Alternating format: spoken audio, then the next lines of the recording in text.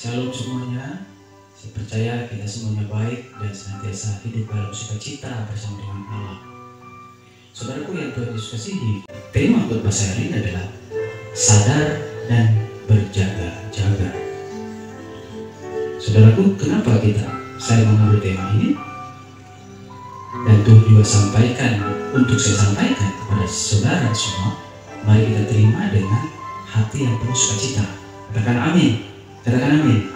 Yaitu bahwa ternyata bahwa di sekitar kita banyak sekali hal-hal yang membuat kita menyerah. Banyak hal-hal di sekitar kita yang membuat kita tidak sanggup untuk menjalani hidup ini. Ya, baik itu perkataan orang yang negatif, perkataan sia-sia yang datang ke kita, ketidakmustahilan, ketakutan, kekhawatiran itu membuat kita tidak akan bisa maju untuk berperang. Kita tidak bisa maju untuk melakukan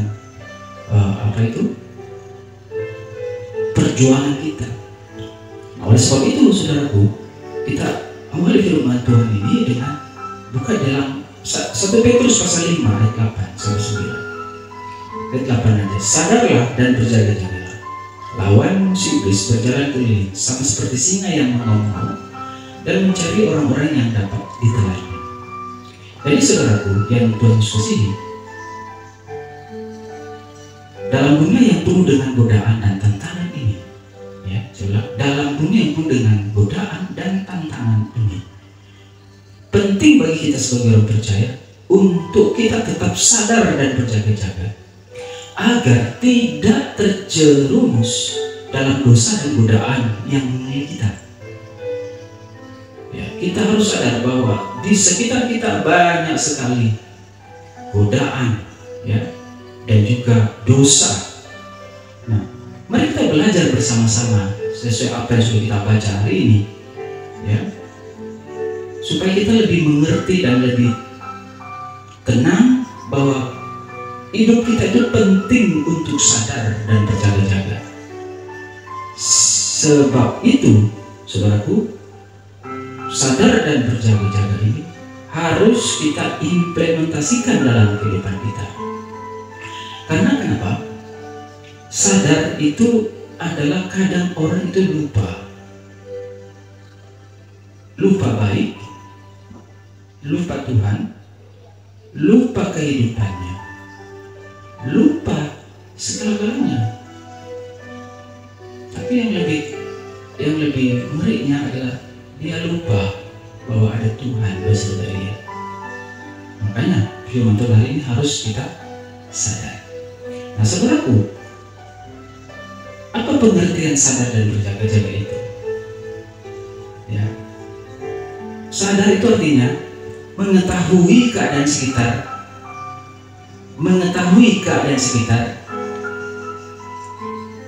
dan mengenali setiap ancaman yang ada. Jadi sadar itu artinya mengetahui keadaan di sekitar kita dan mengenali setiap ancaman yang ada. Itu sadar. Berjaga-jaga itu artinya siap dan waspada terhadap godaan dan pencobaan yang datang. Itu berjaga-jaga. Jadi sadar itu adalah mengenali setiap ancaman yang ada, mengetahui keadaan sekitar kita, dan mengenali ancaman apa yang ada dalam hidup kita. Kalau berjaga-jaga, yaitu siap dan waspada terhadap godaan dan pencobaan yang datang.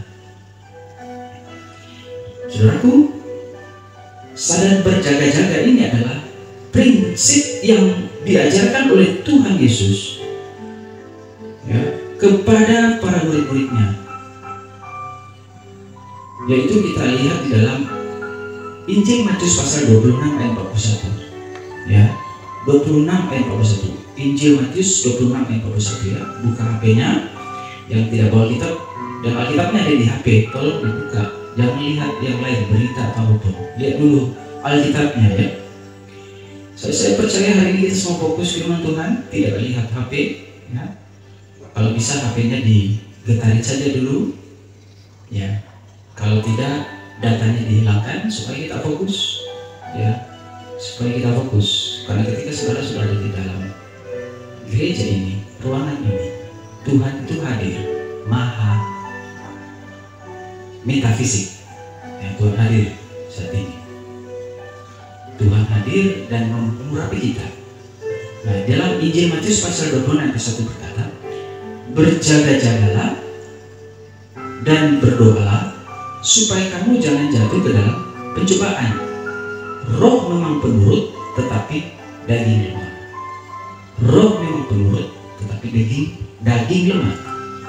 Jadi firman Tuhan ini mengingatkan kita bahwa sebagai orang percaya kepada Tuhan, kita rentan terhadap godaan dan pencobaan. Kita rentan sekali. Namun dengan kesadaran yang baik dan kewaspadaan yang kuat, kita dapat menghindari jatuh ke dalam dosa dan godaan, ya, dan godaan yang akan menghancurkan kita. Itu mesti kita waspadai. Karena roh memang penurut, tetapi daging lemah. Ya, ada secuil hati kita tuh biasanya ngomong begini.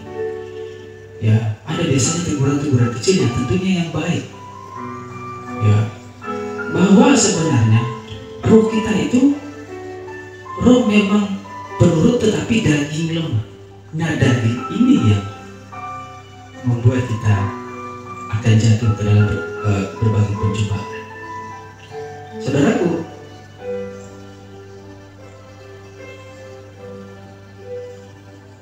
kalau kita ingin dekat dengan Tuhan, ya, apalagi kalau kita menghadapi perjuangan-perjuangan ini, kita harus menyadari bahwa daging kita itu ternyata lebih kuat daripada roh yang ada di dalam diri kita. Ya, karena kenapa? Karena ketika kita berjaga-jaga dan berdoa, kita menyadari bahwa kita itu rentan dengan namanya dosa dan pencobaan. Nah, ketika kita punya kesadaran yang baik tentang hal ini, ya, dan kita punya kewaspadaan yang kuat, ya, kita akan dapat menghindari untuk jatuh ke dalam dosa dan godaan yang akan menjerumuskan dan menghancurkan kita. Saudaraku, penting sekali untuk kita sadar dan berjaga-jaga. Kenapa? Penting? Karena pertama, bahwa untuk melindungi hubungan kita dengan Tuhan, untuk memaksimalkan hubungan kita dengan Tuhan. Kenapa? Karena dengan hidup sadar dan berjaga-jaga, kita mampu menjaga hubungan kita dengan Tuhan tetap kuat dan erat. Ya. Saya tidak tahu keadaan kondisi saudaraku yang Tuhan Yesus kasihi pada hari ini. Apakah hari-hari ini kita semakin kuat dengan Tuhan, berjaga-jaga dalam doa, atau justru kita semakin terjerembab? Firman Tuhan berkata dalam kitab Injil Matius yang lain, dikatakan bahwa dari buahnya lah kamu mengenal mereka. Dari buahnya lah, kalau dia orang Kristen, buahnya adalah dia pasti orang yang baik. Ya, kalau dia suka banyak sekali masalah yang tidak bisa diatasi, menumpuk-numpuk, berarti dari buahnya, artinya berarti kehidupan doanya itu minim. Kalau dalam hidup kita ini tidak pernah berdoa, dari buahnya itu biasanya mengalami ketakutan, kekhawatiran dalam kita. Bahkan kita mau mengicap makan apa saja yang menurut itu kita baik. Maksudnya makanan perkataan orang-orang, nasihat-nasihat yang tidak baik itu tetap kita makan. Nah, jadi saudaraku, pentingnya hidup untuk sadar dan berjaga-jaga. Yang kedua adalah menghindari dosa dan godaan dengan kesadaran yang baik. Karena kalau kita berjaga-jaga berarti kita menghindari, ya. supaya apa? Tidak, ketika ada dosa mengintai kita, dan dengan kita berjaga-jaga, kita bisa menghindarinya. Jadi penting untuk kita sadar dan berjaga-jaga. Yang ketiga, yaitu memberikan teladan yang baik. Nah ini dia, memberikan teladan yang baik. Karena hidup yang sadar dan berjaga-jaga, memberikan teladan yang baik itu artinya kalau ketika kita hidup sadar dan berjaga-jaga, akan memberikan teladan yang baik bagi orang lain. Ya.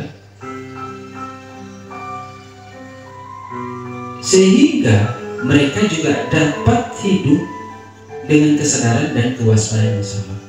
Jadi poinnya di sini, pentingnya untuk hidup sadar dan berjaga-jaga, yaitu supaya kita memberikan teladan yang baik bagi orang lain.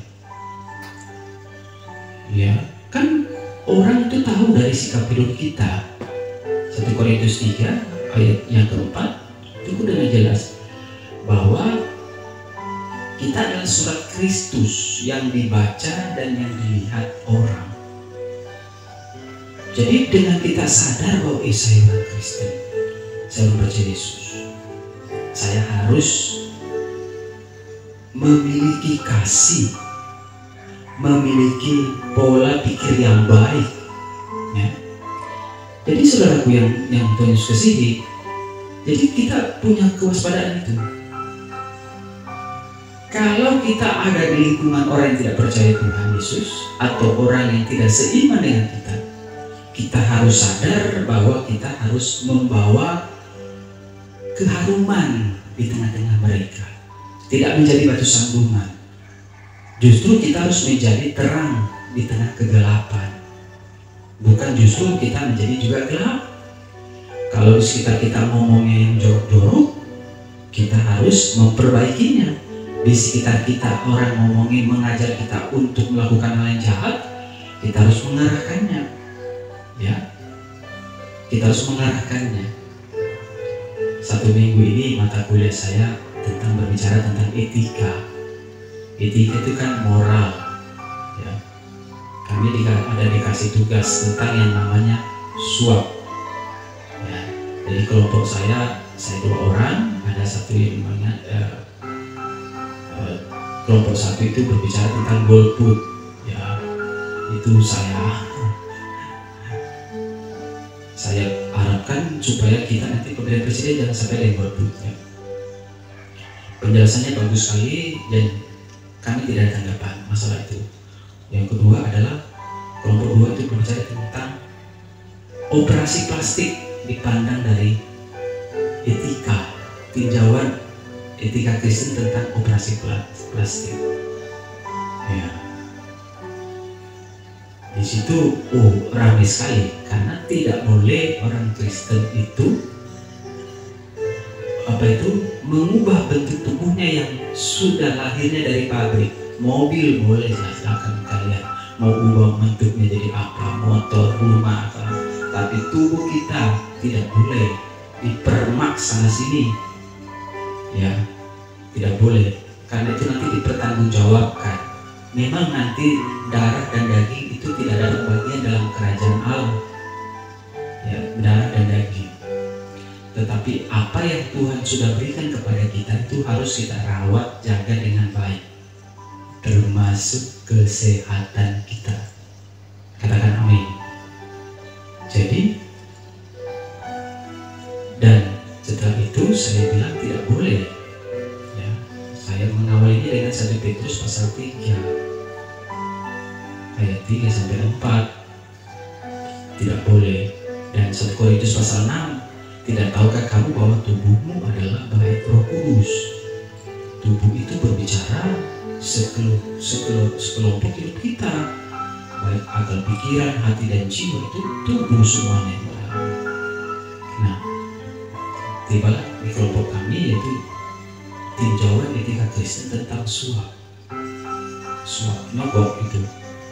Ya, seberapa kita yang suka nyogok di sini atau suap? Tidak boleh suap. Firman Tuhan melarang suap atau menyogok atau pungli. Ya, itu Tuhan sangat marah dengan itu. Nah, saudaraku yang Tuhan Yesus kasih, kita harus menyadari ya, bahwa di sekitar kita ini kita harus memberikan teladan yang baik. Jadi musuh kita si iblis ini berusaha untuk menjatuhkan kita. Musuh kita ini ada dua, yaitu iblis dan diri kita sendiri. Kalau kita bisa atasi dengan baik, pasti kita akan bisa menang. Nah, makanya hidup kita ini dari perjuangan dalam Agustus ini bersamaan dengan kita juga akan merayakan kemerdekaan Indonesia yang ke-78. Kemerdekaan bisa didapati ketika para pendahulu kita itu berjuang, tidak menyerah, kalah. Ya, bagaimana perjuangan dulu? Almarhum kakek saya dulu ikut perang. Itu apalagi dulu di ITI, Karung Sakar itu kakek saya ikut perang. Luar biasa. Makanya minta maaf, ini hanya secara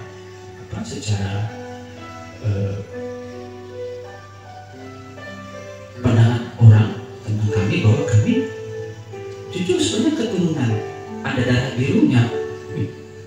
Dan kakek kami dulu luar biasa dipandang karena termasuk yang memang dalam perjuangan. Ya, apalagi saat ini tanah almarhum kakek kami, dari kakek lah, ini sekarang lagi rebutan di sana nih. Namanya kampungnya itu Rantai Balau. Situ kan ada tambang emas. Nah, tambang emas itu digunakan oleh namanya Mas Pindo. Di situ keluarga kami besar itu namanya kakek itu semuanya ke sana tuh. Keturunan sampai sekarang. Saya pun disuruh ke sana, cuma ya biayanya lumayan. Ya, saya minta wakil adik saya aja yang ada di sana untuk memetakan tanah-tanah punya kakek kami yang jumlahnya puluhan hektar. Dari keturunan ini ada di sana. Nah, sekarang lagi proses terus. Jadi saudaraku yang Tuhan Yesus kasih, kita harus benar-benar ya. Karena kenapa? Karena iblis ini berusaha untuk mau menjatuhkan kita. Sangat mau menjatuhkan kita. Oleh sebab itu, saudaraku, pengertian sadar dan berjaga-jaga ketiga ini, yaitu supaya kita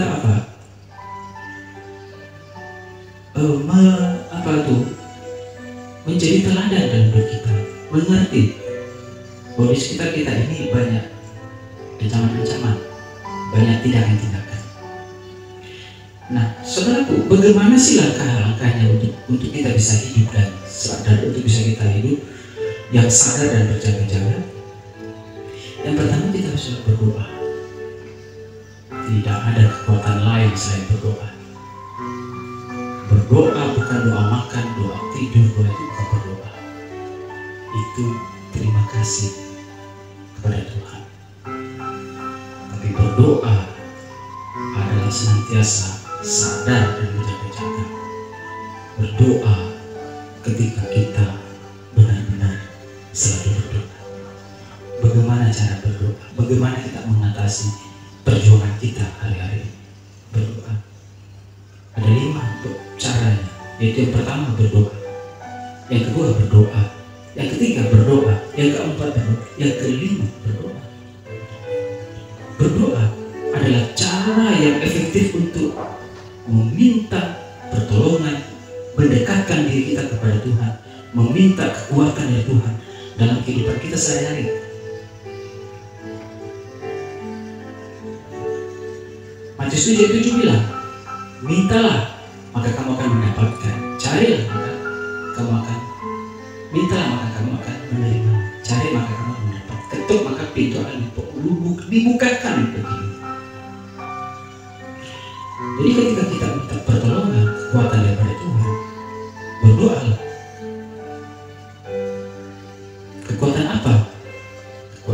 mengasihi, mengampuni. Kekuatan apa? Kekuatan untuk menjalani perjuangan hidup kita. Selama kita hidup, ada selalu perjuangan.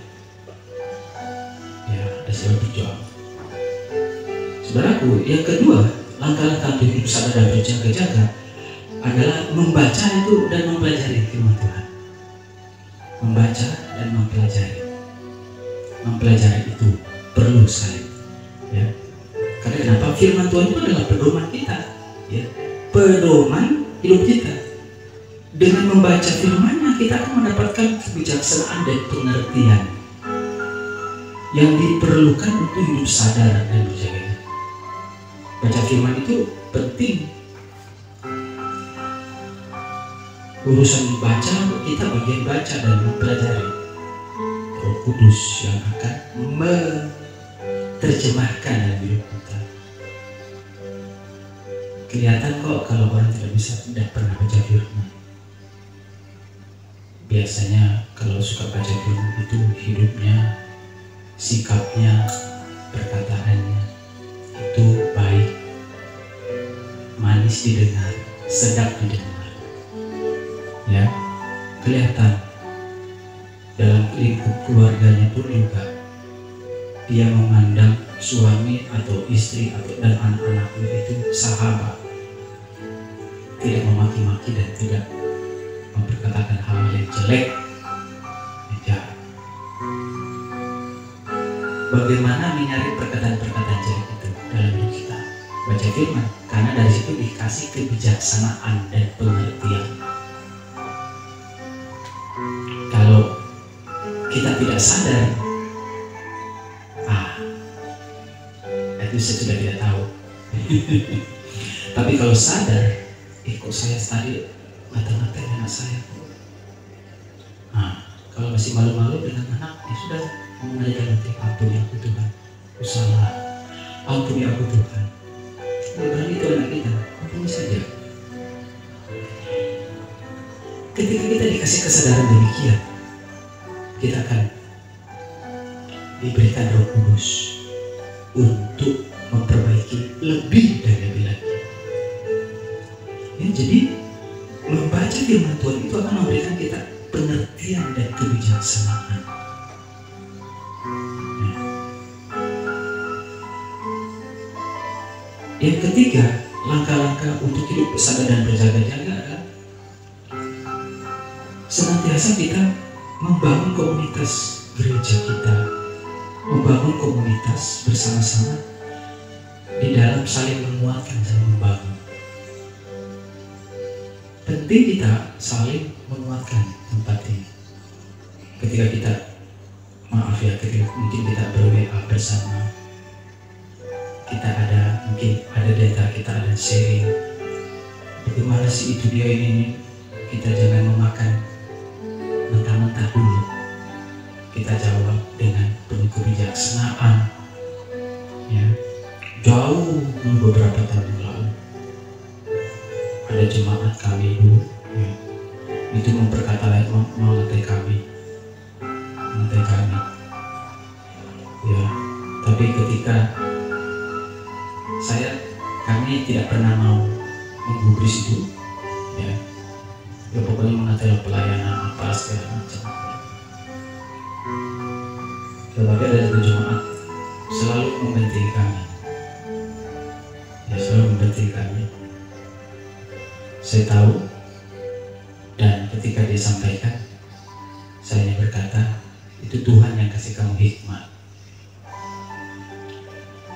Jadi di antara kita harus saling membangun komunitas gereja yang baik. Ketika ada yang lemah, kita kuatkan. Ketika ada membicarakan sesuatu, jangan sampai kita membicarakan aib rumah tangga kita ya. Juga rumah rohani kita juga jangan sampai memperkatakan hal-hal yang mengeluarkan aib-aib yang tidak baik. Karena kenapa? Karena ketika kita sampaikan itu tidak akan menjadi berkat di sekitar kita. Jadi bersama-sama membangun komunitas gereja yang baik, saling mendoakan di antara kita. Saudara mendoakan kami mendoakan itu membangun komunitas gereja. Saudaraku, gereja ini adalah rumah kedua kita. Namanya pastori, tempat di mana saudara bisa hadir datang. Makanya selalu persembahan pertama itu dikhususkan khusus buat pastori. Persembahan pertama. Untuk apa sih itu? Ya, gula, teh, dan segala macam. Beli beras. Itu untuk pastori. Kalau ada teman-teman datang, saudara datang, ngobrol-ngobrol sini, kita buatkan teh, bukan yang keterpaksaan. Ya. Jadi itu persembahan pertama itu. Persembahan kedua itu kas gereja. Kas ini untuk berjaga-jaga ada apa-apa. Ya. Jadi membangun komunitas hubungan gereja itu perlu sekali. Ya. Kalau kita mengeluarkan aib kita dari rumah kita, membicarakan hal yang jelek, itu maka masalah besar akan datang. Jadi berkomunitas itu perlu, karena ini gereja adalah rumah kedua kita.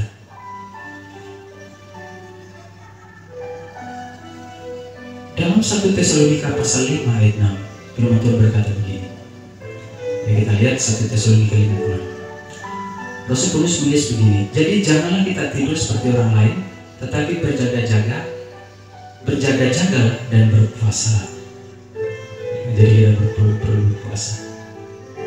Kemarin saya kirim di status WA saya untuk bisa membunuh sel kanker yang ada kita adalah berpuasa. Ya, karena kalau kita puasa, kankernya juga akan mati. Nah, begitupun juga dengan hidup kita ini.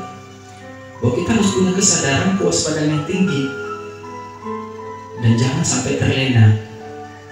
Karena kenapa? Karena kita selalu diserang dari kanan dan kiri. Banyak-banyak berpuasa. Pak Gembala ini sering puasa setiap hari Sabtu, karena saya menyadari besok pelayanan itu sudah makanan saya sejak dulu. Herannya adalah begini, kalau saya tidak sarapan, itu kalau Senin sampai Jumat, kalau nggak sarapan perut saya rasanya sakit gitu, bunyi-bunyi, kroik-kroik, kepala pusing gitu. Tapi kalau di Sabtu puasa, tidak ada apa, tenang aja. Makanya sudah terbiasa. Puasa saya ini adalah puasa buat saudara, puasa buat saudara, puasa buat pelayanan, puasa buat gereja. Karena saya tahu bahwa saya perlu mendukung saudara berdoa. Itulah makanya perlunya kita berkomunitas gereja yang baik. Saudara ada pergumulan, kan saya tidak tahu saudara lagi ngapain, ya kan? Saya bukan metafisik itu hadir di segala waktu dan tempat. Tuhan satu-satunya. Sampaikan itu kepada kami doakan. Ya, namanya kami sebagai gembala, kami tidak tahu apa yang sudah saudara alami di rumah masing-masing. Tapi saya mau katakan bahwa kami selalu membackup saudara dalam doa. Hanya itu yang bisa kami lakukan.